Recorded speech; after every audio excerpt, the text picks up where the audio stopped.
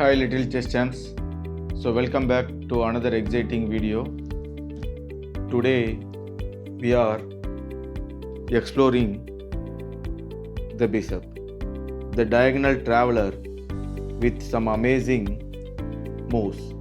Are you ready to learn how it glides across the board? And let's dive in. Bishop moves diagonally and only on square where the same color starts on. It can travel any diagonal direction like this side, up, down, right, left.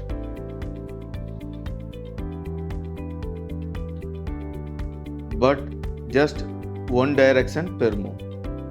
Each player begins with two bishops,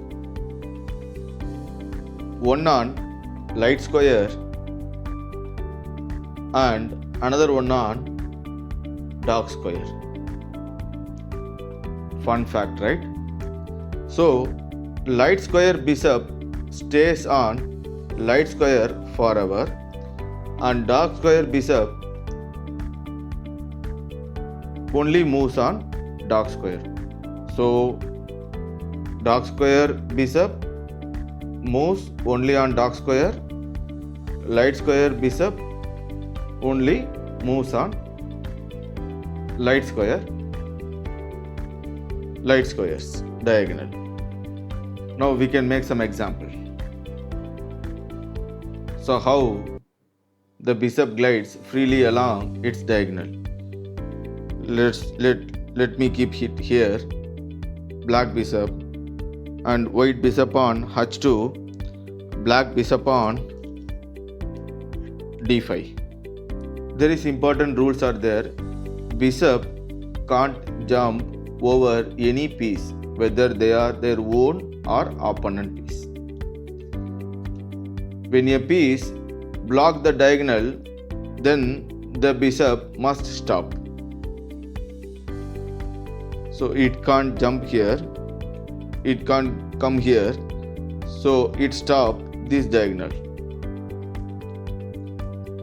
So black bishop on d5, it controls 13 squares from the center. So it can move 1, 2, 3, 4, 5, 6, 7, 8, 9, 10, 11, 12, 13. Right? So d5 black bishop can control 13 square from the center. So now we see the bishop on h2, it control 7 square from the edge. 1, 2, 3, 4, 5, 6, 7.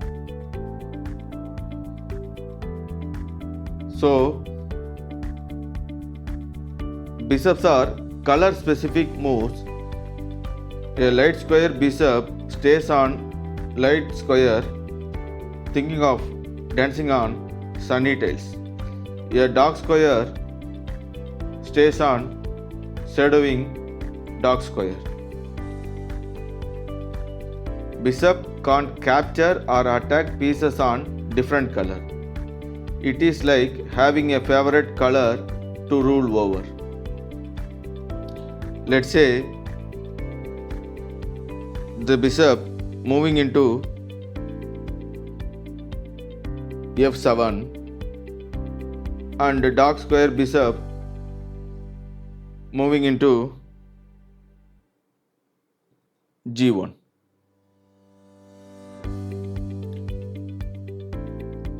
That's all today, little chess champs. Bishop is powerful piece and understanding its diagonal magic is key to mastering chess. Keep practicing and don't forget to join us next time when we explore how the bishop capture. Happy learning. See you in the next lesson.